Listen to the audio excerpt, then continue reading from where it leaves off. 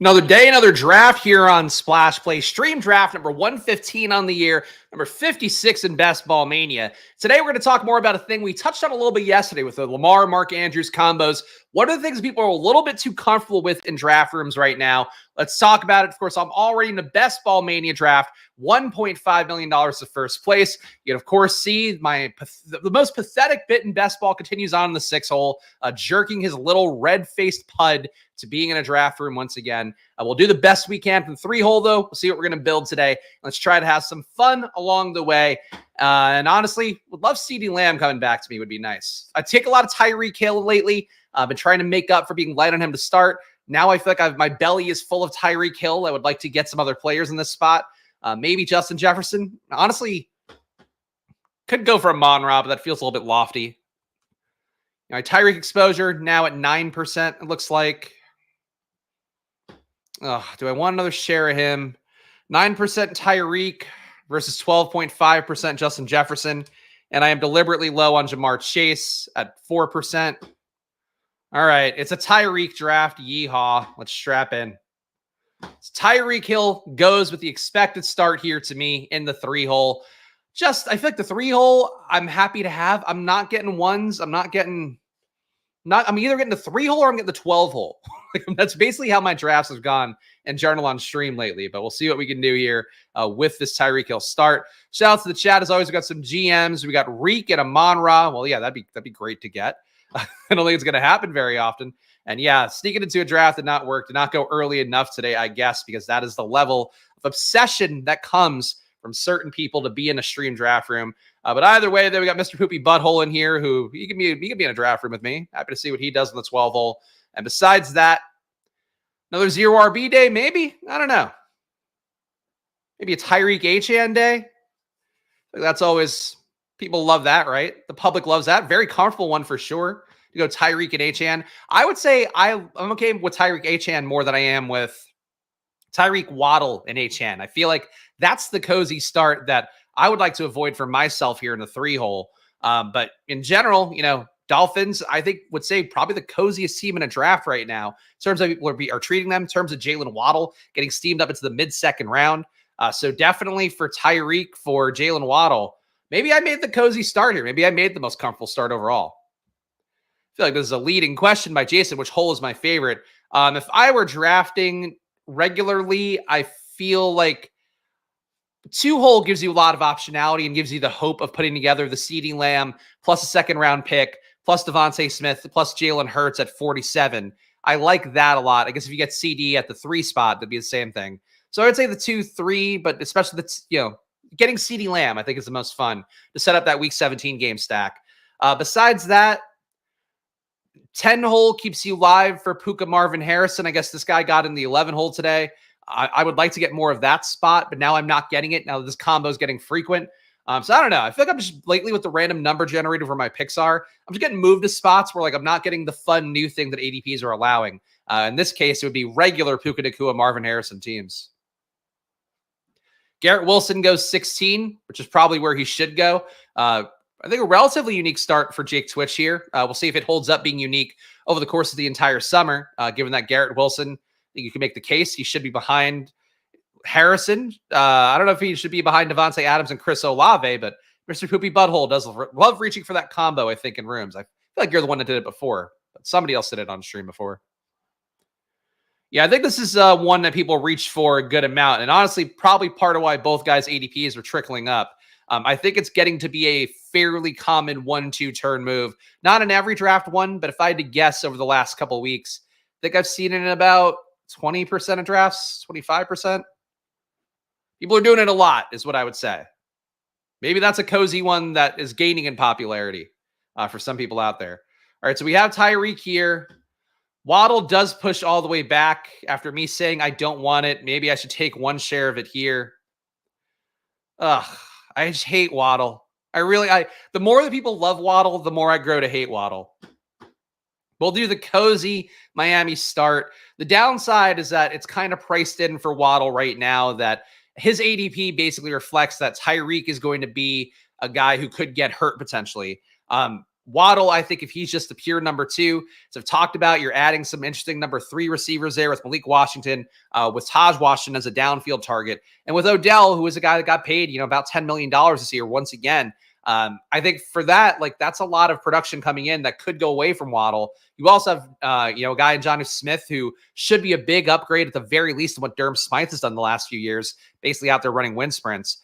So I think in this spot, I have some real reservations about Waddle, but we'll take it here. And I guess we won't get too chalky by adding Achane on top, because Achane goes to the guy with Christian McCaffrey on the 2-3 turn. Save me from myself, I guess. Save me from definitely a chalk start of Tyreek and Waddle. This would have been my first share of Tyreek, Waddle, and Achane, and I'm pretty sure it's my first share of Tyreek and Waddle, at least in BBM. So we'll go with it for today.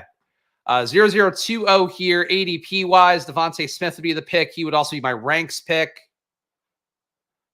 Metcalf, been trying to up my exposure to him, but we'll take a share of Devontae here. Sure. Can theoretically box out the Jalen Hurts drafter if the A.J. Brown guy doesn't take him. Because I would think the CeeDee Lamb guy will take Jalen Hurts. He's got Saquon. He would take Hurts at 47. Now I'm live to take him at 46 if he comes back. Already have too much Harrison. Hate the 12 spot. Might as well do some week 17ing. Ooh-wee. Mr. Poopy Butthole is adapting and putting ooh-wee in every chat, and I do appreciate that.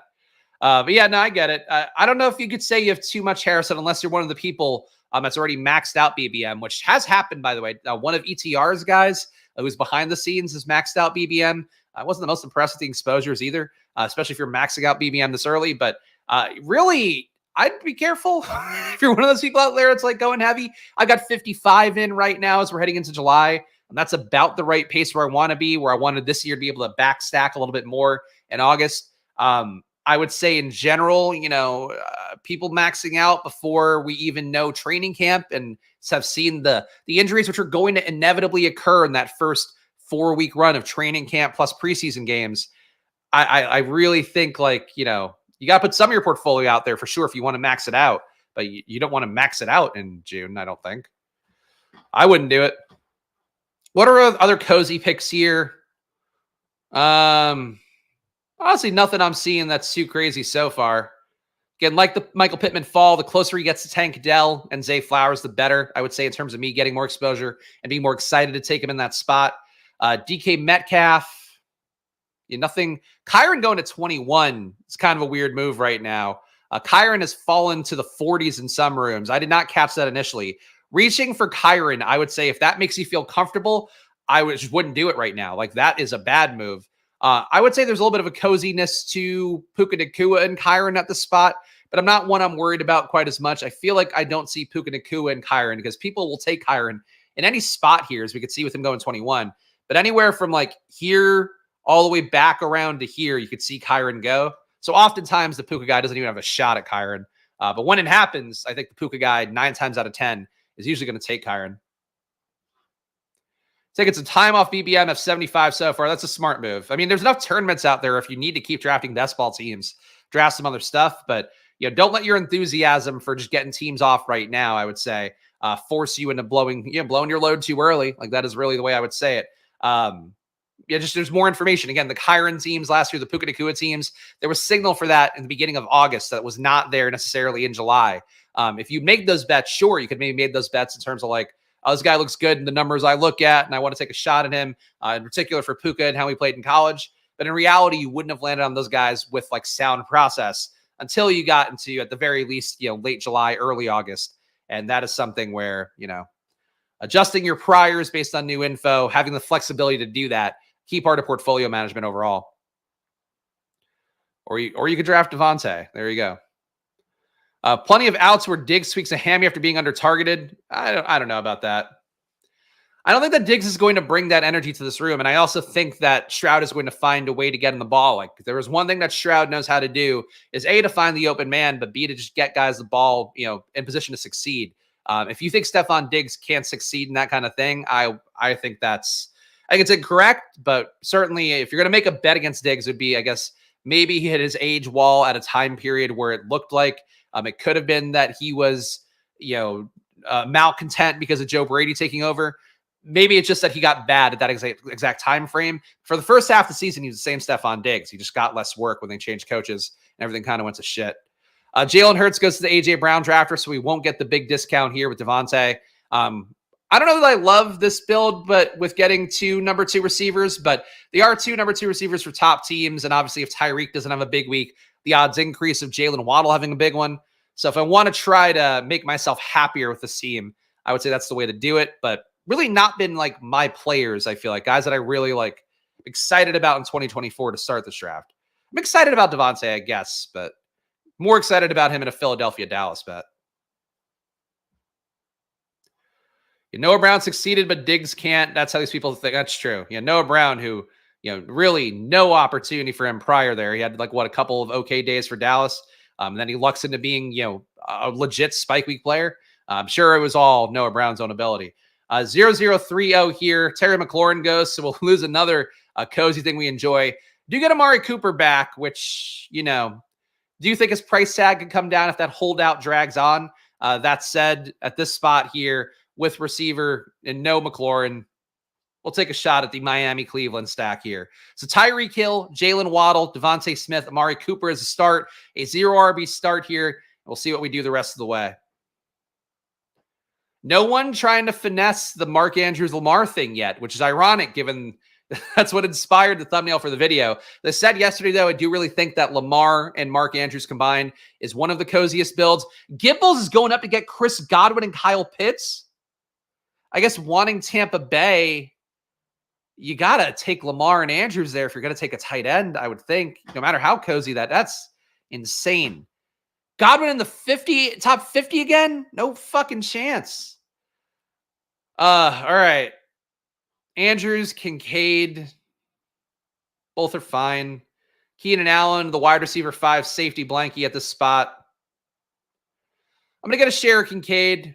If I had to guess, I have less Kincaid right now than I do Andrews. Now I've got 7% Kincaid heading into this draft and 7% Mark Andrews. So it was a flat tie for those guys for me. Andrews pretty much exclusively with Lamar in my builds, but in this one, we will take him. Well, we will take Kincaid and we'll avoid the entire conundrum. So teams so far, Tyreek Hill, Jalen Waddle, Devontae Smith, Amari Cooper, Dalton Kincaid. For Buffalo, it's New England, the Jets as the week 16 and 17 partners. So don't know we'll be building that out without Josh Allen as well. And sorry to the Josh Allen drafter if he thought he was going to somehow get Kincaid back at 57. Not happening today. A Bills fan, believe me, I love the player. Just hate the ADP Diggs is at. Feels like a negative free roll compared to a DK. So you're saying you think Diggs is going to suck? Yeah, I don't know, man. I feel free to make the bet, but if Diggs, my big bet is that Houston, I said this in the big board, part of me wants to have some shares in BBM. I think there is a world where you could take Nico round 1, Diggs round 2, Tank Dell round 3, get Stroud at whatever ADP you feel comfortable letting him get to. Ideally, I try to add a couple guys in between.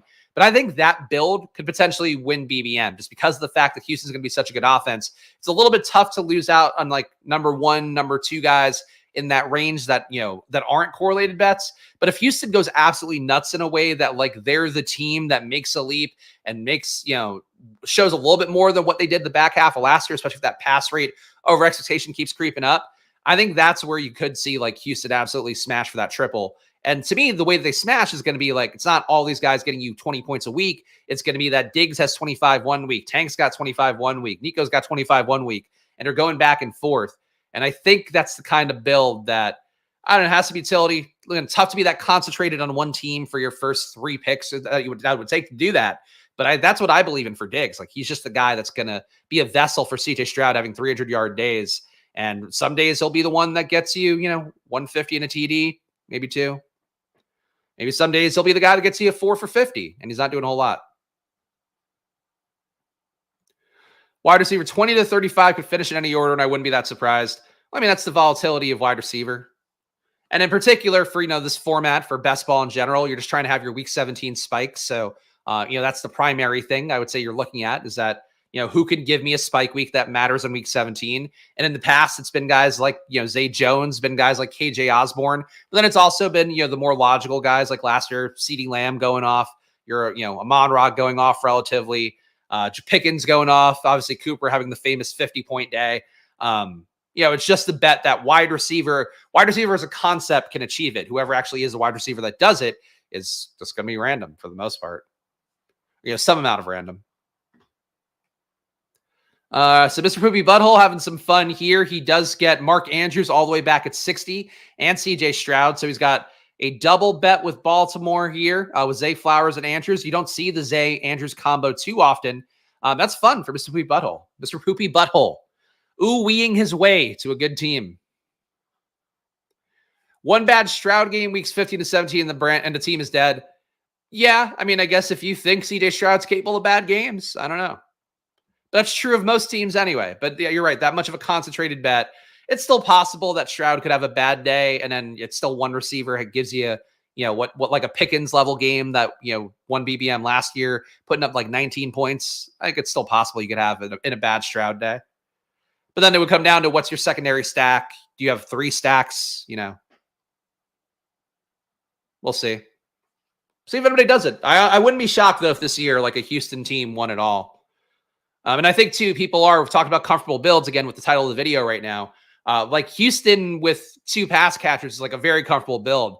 I think people really like potentially missing out on that full crush of Houston coming together. I mean, that includes Dalton Schultz, too. Like, I think that's maybe one way that you get less comfortable and maybe have a bigger upside. 0041 here. This point of a draft. It's Rashad White and Walker up top. 2 guys that I just don't like at their ADP. Addison, kind of fun. Tacking Rashee Rice onto this build. Kind of fun, actually. Yeah, I think we're going to free roll wide receiver 5. Not a big Rashee Rice guy, but in this build where we have a heavy top 4 and really teams that I think are all really going to be competitive, good teams. A bet on one more good player here works. I like Addison too, but would like Addison more if I had a bet with Green Bay or Minnesota, and neither of those are available right now. Christian Watson even went at 60, 65? Has this like quietly been a wide receiver avalanche room or what? Crazy to see both these guys mid-60s. I think that's a fair price tag for him, but crazy to see it in one room. All right, 0051 here. And now is about the point where we go back to other positions. I guess David Montgomery would be the pick here. Not a Walker fan. We don't have a bet on Seattle or an Oppo bet that we need to hit. I am heavy on Montgomery. I will say the Montgomery bags are getting a little bit heavy for me. But I just think he's a great start to a 0 RB run. Great part of a hero RB run. So David Montgomery, pick 75. I'm going to keep doing it. And if he falls to 80, I guess I'll keep doing it there. We have a 0-1-5-1 build right now. David Montgomery at RB. Tyreek Hill, Jalen Waddle, Devontae Smith, Amari Cooper as our Week 17 bring back already for Miami, and Rashee Rice, because I think we can afford a suspension with him and still get through it with these 4 guys. And Dalton Kincaid is my tight end, which I'm happy with. I'm content with this build. Obviously, getting the QB going to be important, though we are, the most likely Tua representative here. If not, we do have an out with Watson later. How can you not like Hill plus Waddle but advocate for the Houston triple? Tua led the NFL in yards, a Waddle to even pay off. I think that explains it. That would explain the point, is that we haven't seen CJ Stroud's ceiling. We probably have seen Tua's ceiling, and we saw him immediately hit the skids again in the back half of the last year. So yeah, that I think you made the point. Thank you for making the point for me while asking the question. But then again, they're adding more weapons in. Whereas like Houston, they're adding more weapons in. I also think that CJ Stroud, if you put CJ Stroud in Miami or gave him Mike McDaniel's coaching, they probably win the Super Bowl. I don't think they're going to win one with Tua personally. So that would be another tiebreaker there. That's the whole argument, I would say. Montgomery, just an efficient RB with valuable touches and a great offense. So comfy of a click. It is a comfy click. That's honestly one of my comfy clicks. I don't know if it's everybody else's, given the fact, that Jahmyr Gibbs is going, oftentimes in the first round. Here he goes in the second.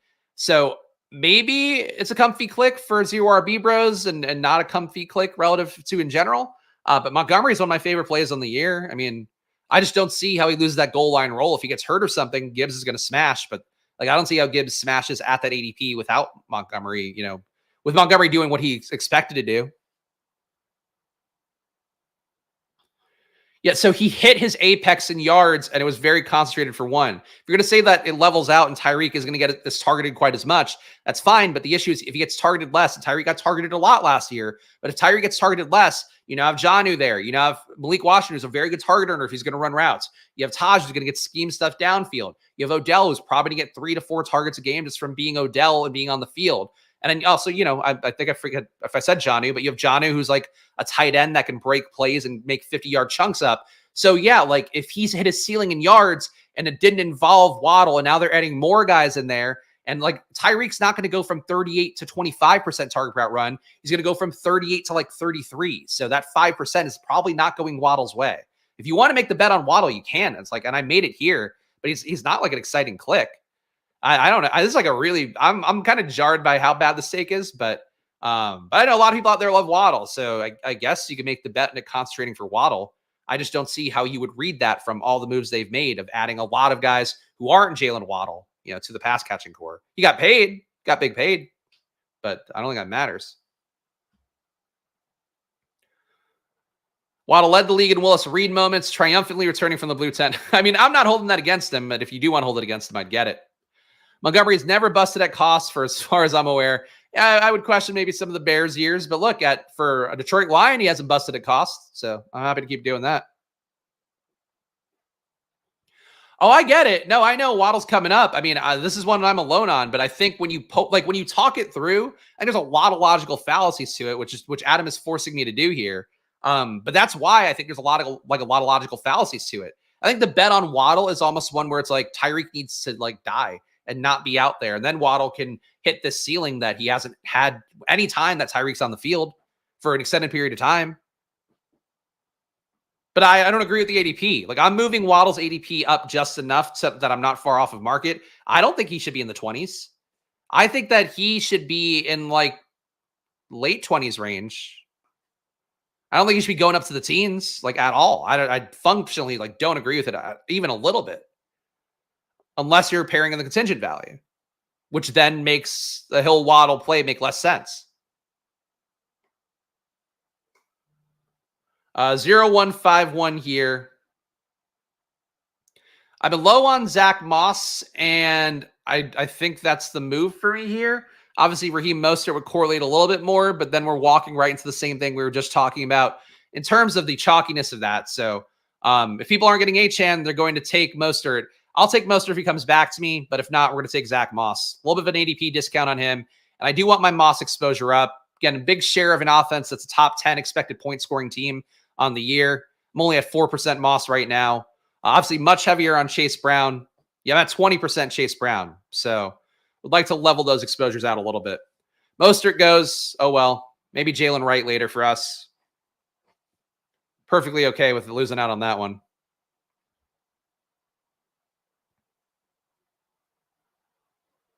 Zero, 2, 5, 1 here. Chung knows, really thinking about it. All right, Tony Pollard was going to be my click there. Obviously, Jaden being on the board at 99, always going to be tempting. But I think instead what we're going to do is give ourselves some optionality to push Tua very deeply around. We are going to go David Njoku. So right now it's a 0-2-5-2 build. Would have taken Pollard there. That would have changed the texture of this room a little bit. But instead, we will go and get our second tight end. And we are done at tight end now. David Montgomery, Zach Moss at RB, Tyreek Hill, Jalen Waddle, Devontae Smith, Mari Cooper, Rashee Rice, and Dalton Kincaid and David Njoku. I am thinking I might skip out on Tua unless he falls to a very cheap ADP.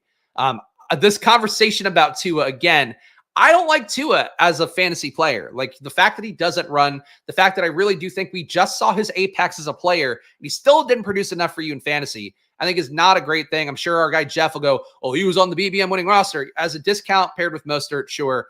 That won last year, but that doesn't mean it's a good bet.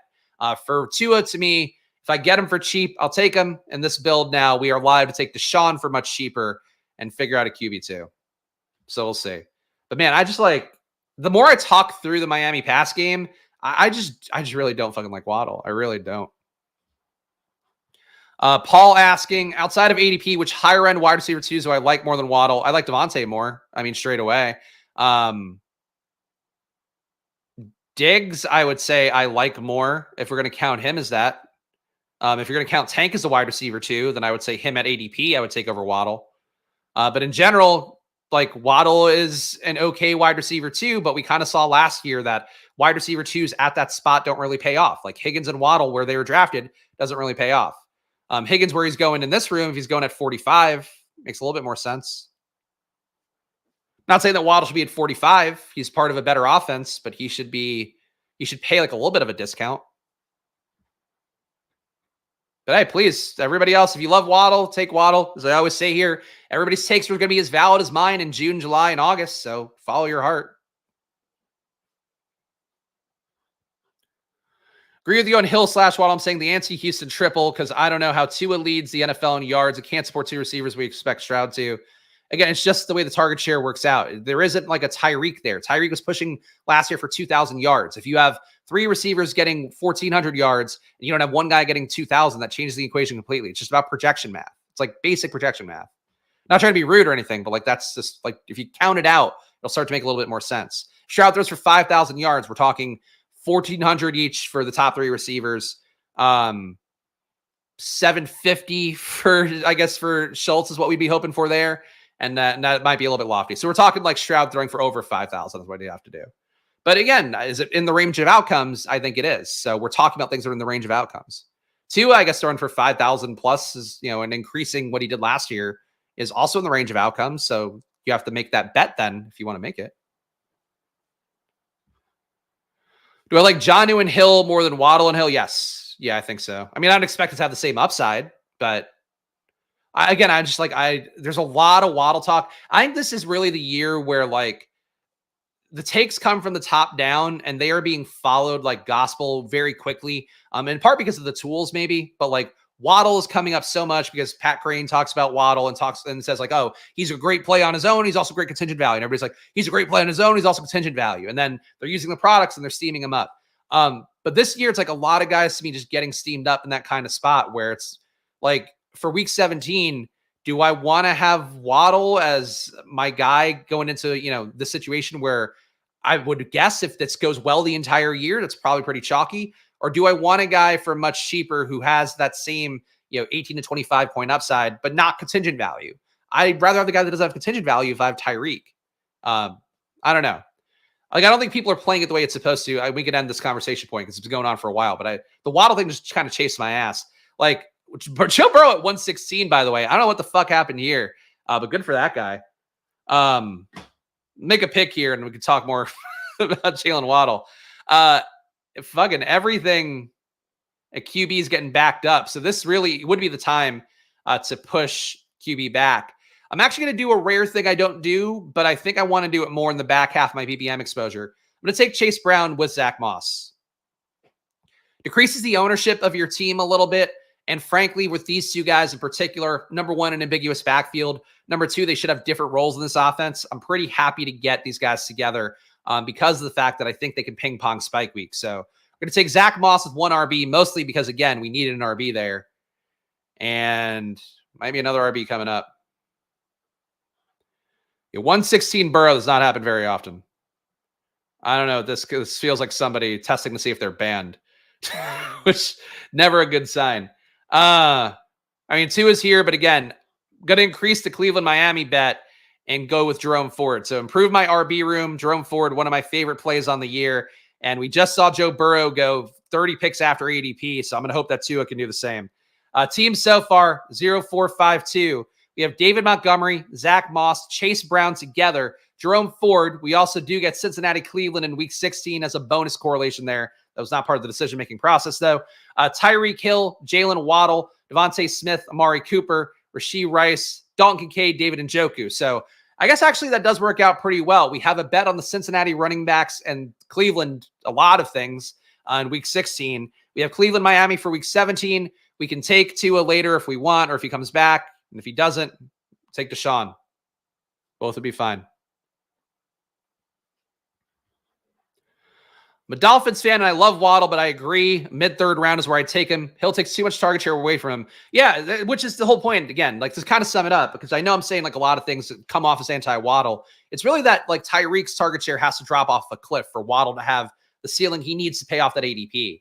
So like Waddle going mid-third with Tyreek, sure, I guess that makes more sense. Waddle going second without Tyreek, that makes more sense. The two things combined, I think, are where there's a gap in logic. But hopefully I've made my point amidst all the rambling my way through it. But it's like a complicated thing, I think, to game theory out. That's why I'm shocked that, like, I don't know. I'm shocked that people I think are very sharp are advocating for it so strongly, because I just don't get the other side of the outcome. Like Miami doesn't even want to pay what Jared Goff is getting. Like that's the most recent reports out there. They'll get there because like that's what you have to pay for your QB. But I think Miami would have been willing to flirt with moving off of Tua this year with what they saw. Like, I don't know. Miami, something doesn't sit right with me with Miami. Love Mike McDaniel. That's really the main thing that makes me go like, why? Why question that guy? But I think it's a little too cozy to expect that Miami does what they did last year, when again, we saw them get kind of figured out. And for week 17, they are going to an environment that's going to be pretty cold, pretty non-favorable towards them. So I don't know. Non-favorable towards Tua in particular. Obviously Tyreek, all them, they can do it. I don't like Miami because you live in Miami. That's true. It does ruin the city for me. That and the, having to fly down there for that fucking one investor conference thing, or, group of investors, and not to get a check from it. After like, fly down, you're definitely going to get a check. So I hold Miami in low esteem now because of that. But I did enjoy being in Miami, besides the humidity, which was fucking repulsive. Walking around in downtown Miami or whatever, not South Beach, but that area that's next to it. It was miserable in the humid weather. Like, ugh. I love Miami, but not when it's peak humidity. But honestly, here in Philly with the heat wave lately, it's felt like Miami. So maybe I'm getting a taste, with much less attractive people, infinitely uglier people, similar humidity. Rico Dowdle goes at 134. Does he go ahead of Zeke here? Wow. There are people out there, and I was actually reviewing our guy CLN, who's one of the earliest Splash Play members here on the channel. He asked me to review his exposures instead of doing a team reviews. That what I normally do here for the paying members, do 10 of them a month. So I did the exposure reviews for him. He had a lot of Rico Dowdle, had like 25% Rico Dowdle, and had Zeke at 16. And I'm like, I would flip it. I think there's a lot of people that just automatically want to take the younger guy. This is one spot, and I historically do want to favor the younger guy. Rico is just like an average player. Zeke is an average player who they trust a lot. I really think that matters here. So I would warn that for everybody here, because if this starts happening reliably, I would scoop Zeke a lot as a discount. This guy takes 3 QBs unstacked. So the guy who scooped Joe Burrow didn't even have Jamar Chase, which I didn't realize. Fucking just dumb shit. All right. Tua's sitting here looking me in the face. You know what I say? I say, Tua, I'll see you on the way back around. Ty Chandler, you're my pick. I'll push Tua to 160. No, I'll take Tua this next pick, assuming that Gimples doesn't do some dumb shit, which he might. But I'm willing to lose out on Tua here. I'll play poker with Tua. Come on, Gimples. You did such brilliant things like taking Chris Godwin top 50. Don't do something silly like taking Tua Tagovailoa here. Don't ruin this beautiful team you've built, Gimples.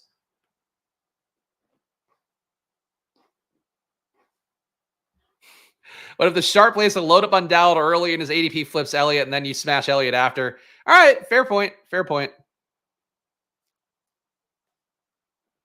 Gimples takes Nick Chubb. Soaks up the clock to take Nick Chubb. What now, Gimples? Tua's on top of the board. Don't time out on Tua. Or do, whatever, honestly. Save me from myself. I don't really want Tua. I'll happily take Deshaun Watson. A man of high character. Tremendous moral fiber. He's leaking it from every hole in his body. He's got so much moral fiber. Got Deshaun Watson. Gimples times out on Tua. I was kidding, Gimples, you fucking idiot. What a dog shit pick for a dog shit draft. 0552 here. All right. Let's put something else together. All right. This is a player I don't take very often. but you'll maybe get why in a little bit. I'm going to go Quentin Johnston here.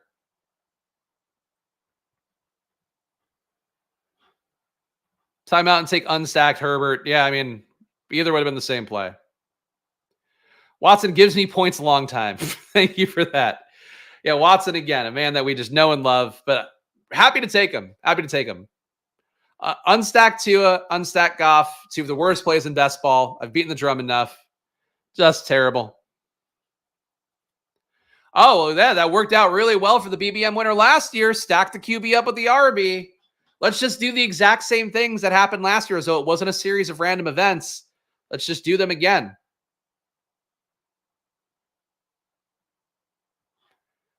I don't know about that, Sladen. I think I need QJ to justify. I need to justify QJ, and I need to justify Drake May, who I don't think is going to be starting week 1. That is true. This is honestly, I feel like this people's draft like strategy this year is like what worked last year, and then they look at, like Fareed's team, you can take away a lot of different things from it if you really wanted to. Like they just are projecting it like a Rorschach test, and they're like, yes, what I'm going to take away from this is that you don't really need to stack up your QBs with your pass catchers because he got there without that. And then what they'll take away is be like, well, you got to just have like Green Bay receivers and Minnesota receivers, and that's what's going to work together. And like, it's the wrong takeaways, I think, came from that winner.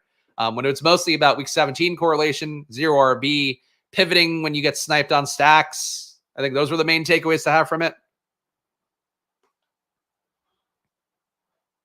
Hey, Jeff, maybe don't fucking jinx me. Fucking Debbie Downer Jeff always. Maybe you have a positive spin on this one. We can only hope. If not, we're going to have the sickest Miami-Cleveland week 17 correlation without the QB. And you know what? I'll survive. I'll live to draft another day. No, you can't justify this. Like, I think you're being sarcastic. You can't justify any of these choices here. You can't justify taking Chris Godwin at 50. You can't justify taking Tua now. Like, none of it really makes sense. If you want to justify Achane and Mostert, you can. Taking 3 receivers through your first 9 rounds is not justifiable either. It's a bad drafter who made a move that affects me. The story of BBM thus far, of me drafting on stream, a bad player affects my team. That's all it is. It's true. You would be live for Jameis round 18, the true starter that we're all looking for. Herbert goes at 159. Remember that guy a couple months ago who was like, Herbert should be going in the top 100 and and is going to get there and everybody's going to really figure it out? Granted, this room has been batshit. Sure, David Arendorf is ready to take another QB here after his 3 unstacked QBs. Really the worst of both worlds, though, where I get the fucking stalker idiot and I also get morons around me. A real win-win. We're not going to push Deshaun. We'll take Deshaun here. End the suffering. A 1-5-6. I honestly maybe start the suffering as we're drafting Deshaun. 1-5-6-2 build here. We'll give the team a read in a moment. And we'll see what this dumb shit in the one hole does.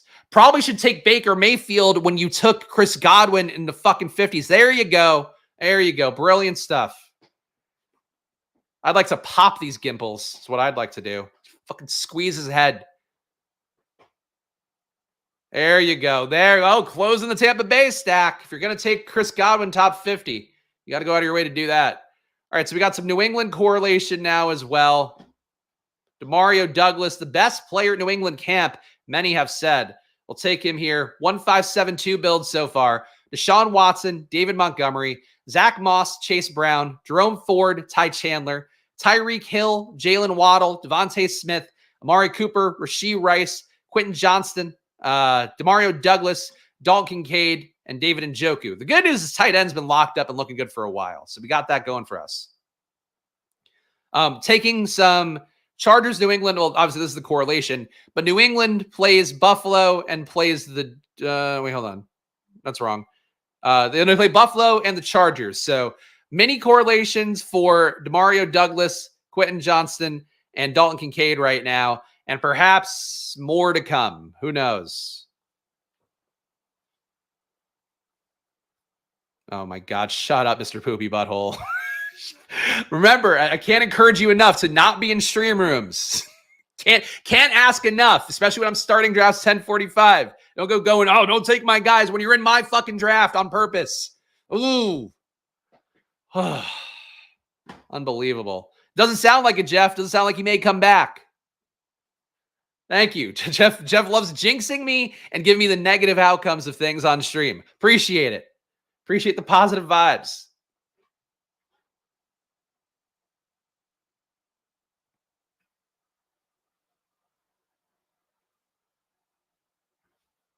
Fucking Jacoby Brissett team coming up.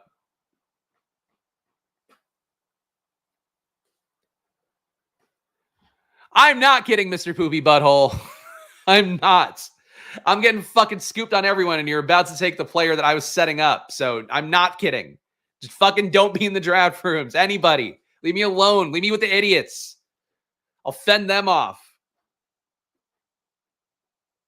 Hey, Mr. Poopy Butthole does have a New England double set up. So if you take Drake May, take Drake May.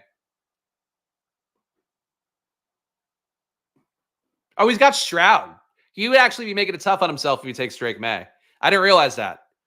Thank God the fucking week 14 buys come in handy. Thank you, Mr. Poopy Butthole. Week 14 buys helping out. I know. It's like we don't all need to be characters on the stream.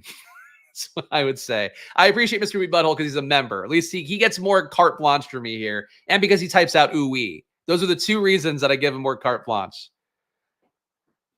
But yeah, so the reason that Mr. Poopy Butthole, besides perhaps gratitude, but I think it's mostly he has CJ Stroud here with the week 14 bye. Of course, CJ Stroud, where all the great QBs go to die. Stroud on bye there, AR on bye, Lamar on bye, Jaden Daniels on bye, Bo Nix on bye.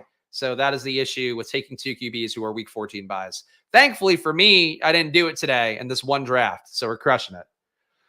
Fuck, man, this team cobbling this team together is like a patient dying on the table. No, but a patient who's got like a good body. Like, like the team is like sexy. It's got some good stuff going for it. We got to keep it alive, but I'm barely keeping it alive right now. Just carving them up and hoping not to ruin the beautiful fucking that sculpted bod that they had coming in.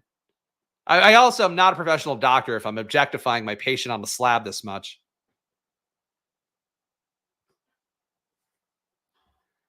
He did load up on week 14 bio wide receivers. He's got that going for him.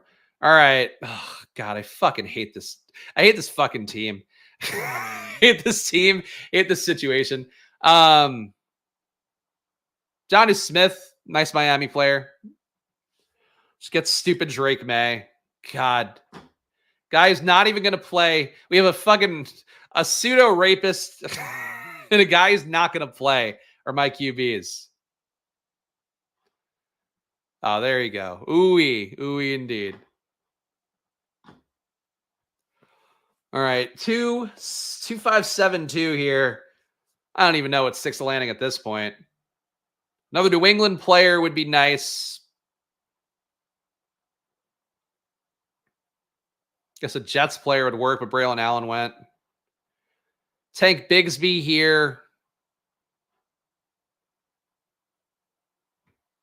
My God. I got to stop taking Tez Walker as my bailout. I'm going to go Bigsby for RB6. It is technically a 0 RB build. No correlation with Bigsby, but again, he's free, and I do like taking the free guys sometimes. So the team so far is a 2-6-7-2. I was contemplating if I should set up a Bo Nix stack, but it would have to be Bo Nix with like Josh Reynolds, Tim Patrick, or Greg Dulcich, none of which appealed to me that much. Maybe I'll tackle him on at receiver, but I don't think the stack really did a lot for me. So Deshaun Watson, Drake May is the QB duo. Tough here. Still don't think I wanted Tua, but Tua might have made this a little bit better. David Montgomery, Zach Moss, Chase Brown, Jerome Ford, Ty Chandler, Tank Bigsby. Again, good week 17 correlations for that room up top with Ford and Miami. Zach Moss correlating as well with Cleveland on week 16. We have Tyreek Hill, Jalen Waddle, Devontae Smith, Amari Cooper, Rashee Rice, Quentin Johnston, and Demario Douglas, and Dalton Kincaid and David Njoku. So I'm happy with the tight end room. That's the thing I have to keep saying. So remind myself there are good parts here. Top 5 receivers are solid as well. Yeah, top 4, Rashee Rice, obviously expected him to lose sometime. I'm happy with the team. Could have been a little bit better. Could have a little bit better. I would go Carr. Gardner is not guaranteed a job. Carr is going to start the year of the job. Shout out our gal Stephanie, improving the gender ratio on my demographics on the channel. I appreciate her for it. Of course, Steph doing some good work. Recently did a Fantasy Sanctuary stream. I know that. Not sure what else Steph is going on, but sure some legendary upside stuff going on. Sweet Butthole does take Derek Carr. Got a QB who's starting. QB whose biggest threat is Spencer Rattler. QB who also has Taysom Hill not taking QB dropbacks in camp so far. These are all good things for Derek Carr. He shouldn't be going at 204.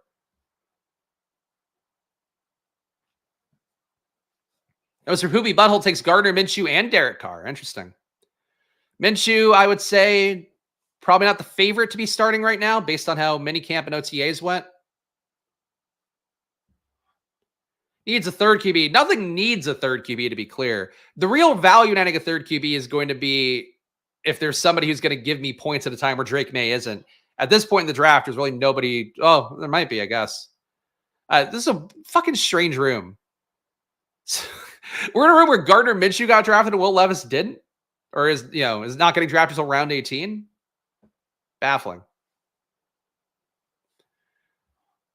Oh, there you go. Here's Steph's plugs. Go check out Steph's work. She does a good job. Always very proud of her work, or she takes pride in her work, rather. I don't know. I hope she's proud of her work. I can't speak to that, though.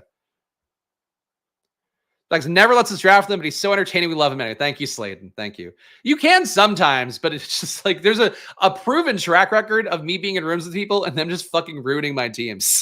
And that's really the part that hits near and dear to my heart. As somebody who's putting most of my portfolio on stream, I want to have good teams and soft pods. Will Levis goes. Is there any correlation for this guy? 4th QB for this fucking dipshit. Oh, Christ. I would have taken unstacked Will Levis as QB3. Now we don't get that option. Now our only option is unstacked Bo Nix, which is an option. You do get Saturday. Saturday is your welcome on drafters, please. So Watson going to be ready week 1. He's already throwing now. Thankfully throwing. Did take him a while to start throwing, though, so I think it's fair to ask that. Shout out Mr. Poopy Butthole. That is what you're going to do. If you're going to be a gracious person drafting on stream here, be like Mr. Poopy Butthole. Appreciate you gifting a membership here.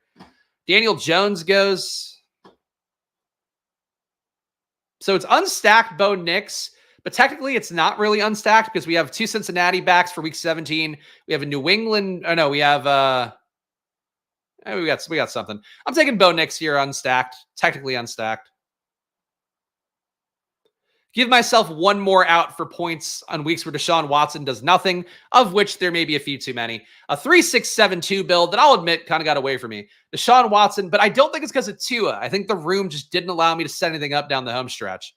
All right, refresh. Give the team a read and end the suffering. Tomorrow, no suffering because it's going to be 0 RB Friday. That's going to be a good thing. The team is a 3-6-7-2.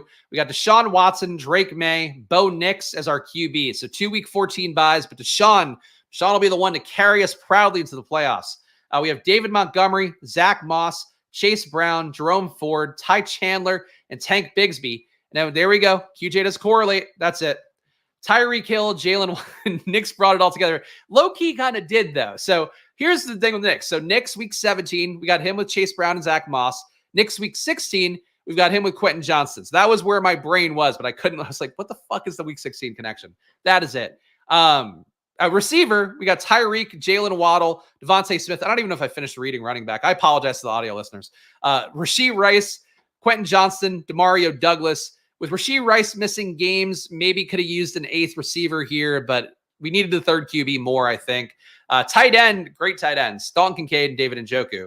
So the team came together enough. I feel like you add on Jalen Tolbert for a Dallas correlation, maybe a Denver receiver for something actually connected with Bo Nix. It would look a little bit better. But like the weird part is the rooms overall, I think, are decent. Like the wide receiver room, pretty good to decent with that top 4. Tight end rooms, rock solid.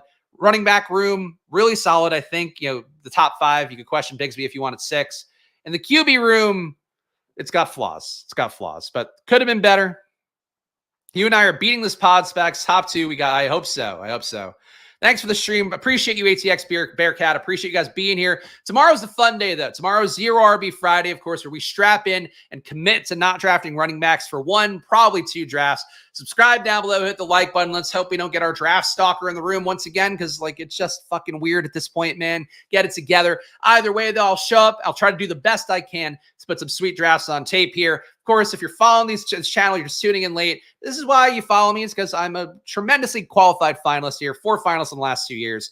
And, you know, is it BBM winner? No. But this is the year, right? You're going to watch me on film doing a BBM winner, right? That's the hope. And it might be this.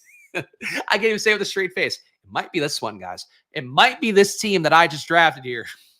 It's the BBM winner. Underdog, promo code SPLASH on there. It's $250 in bonus cash. Get that for yourself. If for some reason you are not an underdog, and if you are an underdog, go check on Drafters. Great site to draft, full point PPR, 17 weeks, no pods, no playoff pods either. So you're just playing against total points. You're playing basically against yourself. It's like being out on the court in your backyard, shooting some one-on-one or shooting some 1-on-0. Shooting around is what we would call that if I'm a person who knows basketball. Either way, though, go check out Drafters. They are a great, there we go. They are a great company and a great mobile app as well. And again, if you wanted to slow down your BBM rolls like we talked about earlier, do it on Drafters, getting some exposure there. Shout out to all the fine folks who joined the channel. Their support goes a long way. You too can join this channel and support me putting on the show. $4.99 a month down below, under $5 for 10 team reviews a month, a VIP Discord, and of course, my rankings. You get updated weekly with over 275 blurbs for different players. That's a lot of blurbs. Follow me at Chris Spags. Follow the show at SplashPlayPod and gamble responsibly, as always. And I'll be back tomorrow for Zero RB Friday. So, hey, guys, enjoy your days. Of course, good luck. See you soon.